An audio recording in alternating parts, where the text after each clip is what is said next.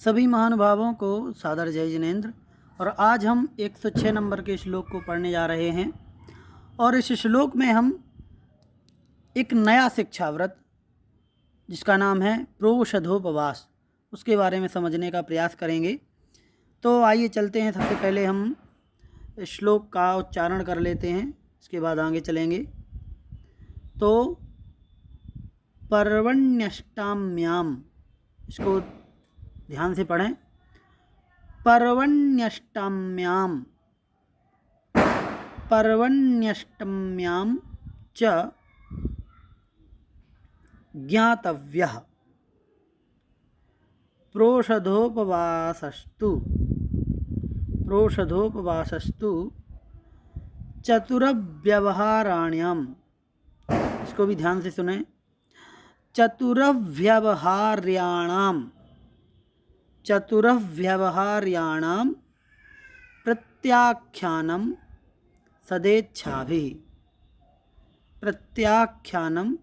सदेच्छाभिः। पूरा पढ़ लेते हैं एक बार। पर्वण्यष्टम्यां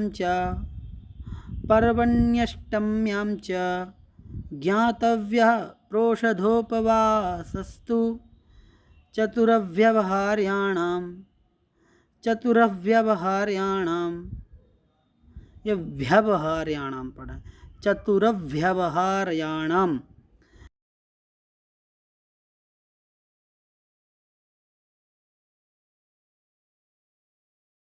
इच्छा भी, ठीक है। चलिए अर्थ देखते हैं क्या कहते हैं। इसमें सीधा सीधा है कि पर्वणि अष्टम्याम च, पर्वणि अर्थात यहाँ पर संधि विच्छेद करेंगे इसका तो पर्वणि निकलेगा, है ना। यण संधि है यहाँ पर, तो या का ई बन जाएगा तो पर्वणि हो जाएगा, और आ निकलेगा तो अष्टम्याम। तो पर्व का मतलब यहाँ पर चतुर्दशी लिया है, देखिए, है ना। तो पर्व मतलब चतुर्दशी के दिन, और अष्टम्याम अष्टमी। तो अष्टमी, जैसे अष्टमी और चतुर्दशी को ही पर्व कहा गया है, शाश्वत पर्व है ना। तो चतुर्दशी और अष्टमी को ज्ञातव्य, जानना चाहिए। प्रोषधोपवासस्तु, प्रोषधोपवास, ठीक है। अब चूंकि अभी क्रमशः अर्थ नहीं लगा है, अभी हम शब्दों का अर्थ लगा रहे हैं, फिर हम पंक्तिबद्ध वाक्य के रूप में बना करके अर्थ बताएंगे। अभी शब्दों का अर्थ जो है वो हमने बताया कि ज्ञातव्य, जानना चाहिए। प्रोषधोपवासस्तु, प्रोषधोपवास। चतुरव्यवहार्याणाम, यहाँ पर चतुर चार, आहार्याणाम मतलब आहार, यहाँ पर 4 प्रकार के आहार की बात बताई है। आप लोगों ने 4 प्रकार के आहार सुने होंगे, खाद्य, स्वाद, लेह और पेय। खाद्य, है ना, स्वाद्य, फिर लेह और पेय। ये लेह होता है, लेह और पेय।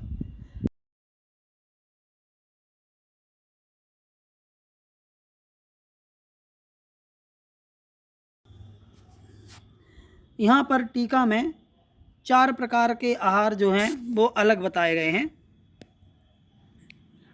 वो बताए गए हैं अन्न पान, है ना, अन्न पान, खाद्य और लेह्य। तो यहाँ पर पान का मतलब पेय, मतलब पीने वाली चीज़। खाद्य मतलब खाने वाली चीज़। लेह मतलब लस्सी जैसी, चटनी, लपसी, इस प्रकार की चीज़ें। और अन्न का मतलब यहाँ पर केवल अन्न लिया गया है ना ये। जबकि जब खाद्य, स्वाद, लेह और पेय लेते हैं तो उसमें खाद्य में सारी खाने की चीज़ें आ जाती हैं। स्वाद में स्वाद योग्य जो चीज़ होती हैं जैसे कि लौंग, इलायची इत्यादि है, वो आते हैं। और लेह और पेय तो समझते ही हैं। तो ये 4 प्रकार के आहारों का प्रत्याख्यानम अर्थात त्याग करना। फिर आगे लिखा है सदेच्छा भी, तो यहाँ पर गुण संधि है भाइयों, तो उसको हम तोड़ेंगे, संधि विच्छेद करेंगे तो क्या बनेगा, सदा इच्छा भी, ऐसे सदा इच्छा भी, गुण संधि होकर के बन जाएगा सदेच्छा भी। ठीक है, तो सदा मतलब जीवन पर्यंत, हमेशा, कोई पार्ट टाइम के लिए नहीं होगा, किसी अवधि को लेकर के ये प्रोद्योबास नहीं होगा, ये आजीवन के लिए होगा। और इच्छा भी, ये बहुत महत्वपूर्ण शब्द है।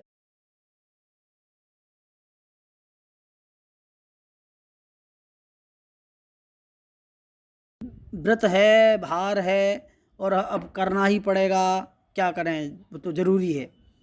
मतलब केवल पालने के लिए नहीं, बल्कि प्रशस्त इच्छा लेकर के कि हाँ ये हमें करना है उत्साह के साथ, तो ये यहाँ पर है।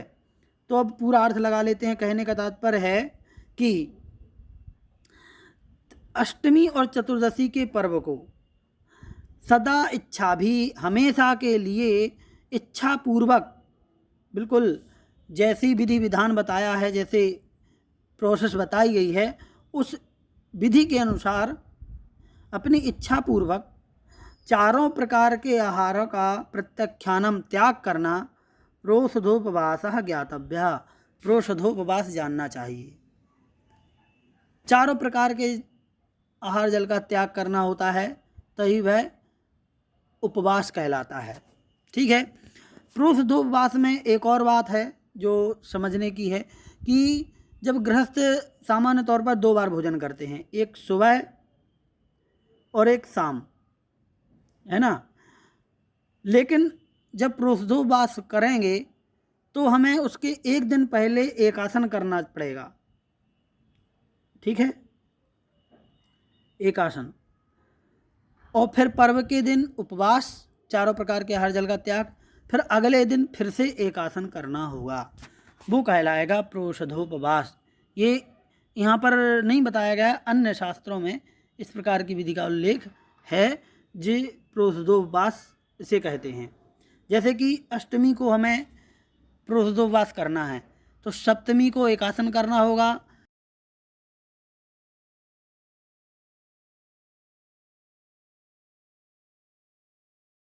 तो वो प्रोषधोपवास कहलाएगा। तो इस प्रकार से उपवास करना होता है। ठीक है, तो ये सामान्य तौर पर अर्थ हुआ। और भी कुछ विशेष बातें हैं जो हम इसमें पढ़ेंगे अभी। देखिए, ये हमने बता ही दिया, अन्न पान खाद्य और लेह के भेद से आहार के 4 भेद हैं, ये इसमें बताए गए हैं।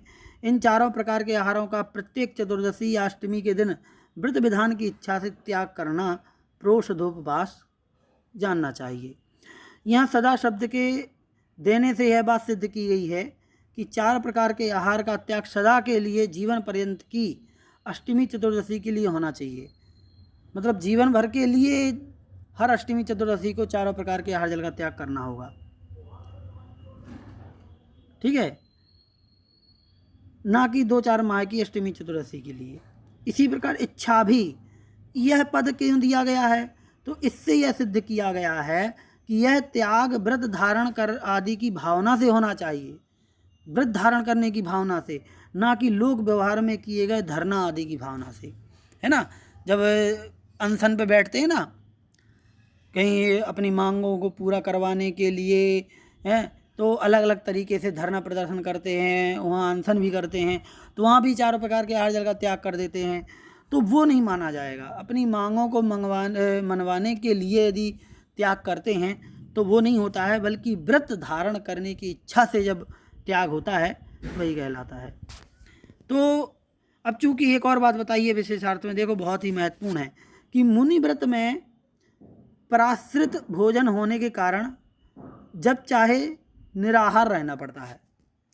मुनि पद जब धारण करते हैं तो भोजन दूसरे के आश्रित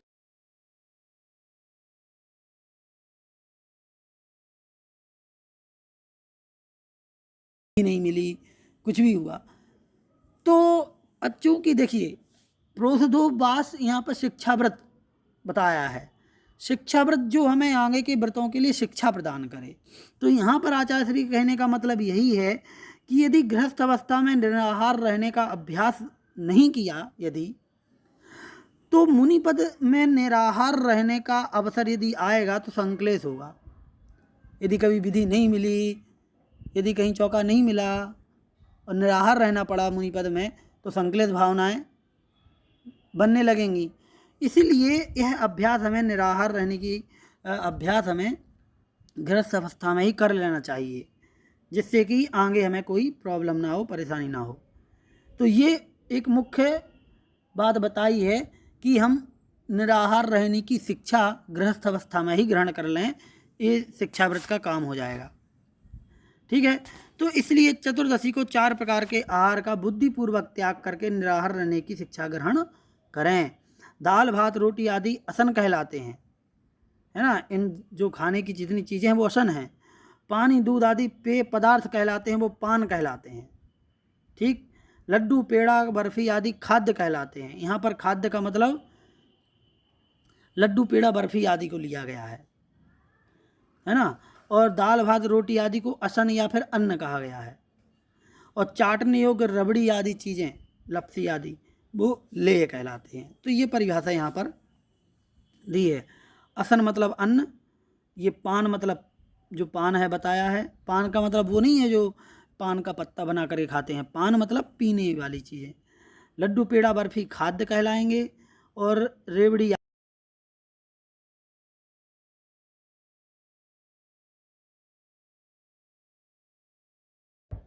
ठीक है।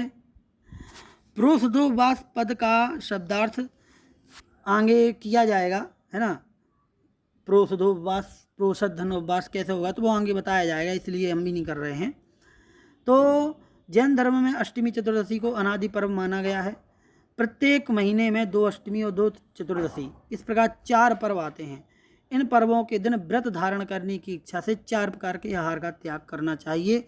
यह सदा के लिए, जीवन पर्यंत के लिए होता है, समय अवधि के लिए नहीं होता है। ठीक है।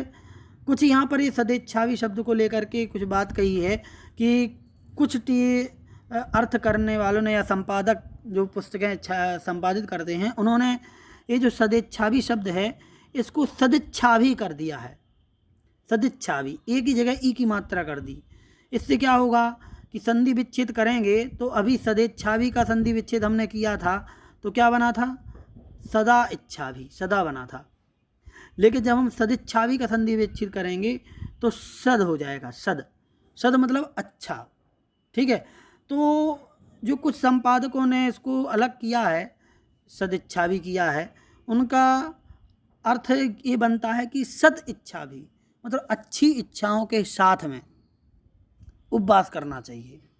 लेकिन यहाँ पर ये कहा गया है कि जितनी प्रतियां प्राप्त हुई थी संपादन के लिए मूल, है ना, उन सभी में सदेच्छावी शब्द ही मिला है ना, अधिकांश प्रतियों में। इसलिए सदिच्छावी नहीं, सदेच्छावी शब्द ही सही है और उसका मतलब होगा हमेशा के लिए, जीवन के लिए। ठीक है। इसलिए नए पाठ की कल्पना हमें नहीं करना चाहिए।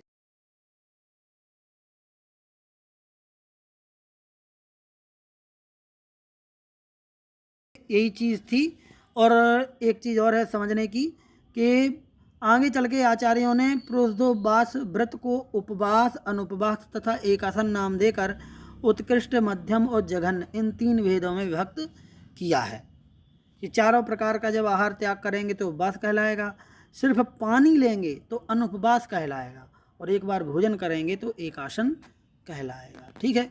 कई लोग एकासन बोलते हैं, एकासन, उसका अर्थ लेते हैं एक आसन, मतलब एक आसन में बैठ करके भोजन करना, जबकि ये सही नहीं है अर्थ। ये शब्द है एकाशन, एकासन, इसका संधि विच्छेद होता है एक प्लस आसन, ये होता है।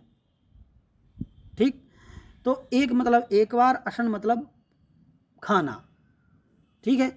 तो एक बार खाने का नाम एक आसन है, ना कि एक आसन में बैठ कर के खाने का नाम। ठीक, इसलिए क्या कई लोग क्या करते हैं कि एक आसन में बैठ कर के खाना है तो 12 बजे से 1 डेढ़ बजे तक खाते रहते हैं, और फिर खा लेंगे, फिर 10-5 मिनट बैठे रहेंगे क्योंकि उठना नहीं है, इसलिए बैठे बैठे फिर कुछ पी लेंगे, फिर बहुत देर तक खाते रहते हैं कि अरे उठ जाएंगे तो फिर नहीं लेंगे। तो एक आसन में करना है, ये गलत सोच है। ठीक है, इसको समझ लीजिए। चलिए आज की कक्षा को यहीं पे समाप्त करते हैं। जय जिनेंद्र।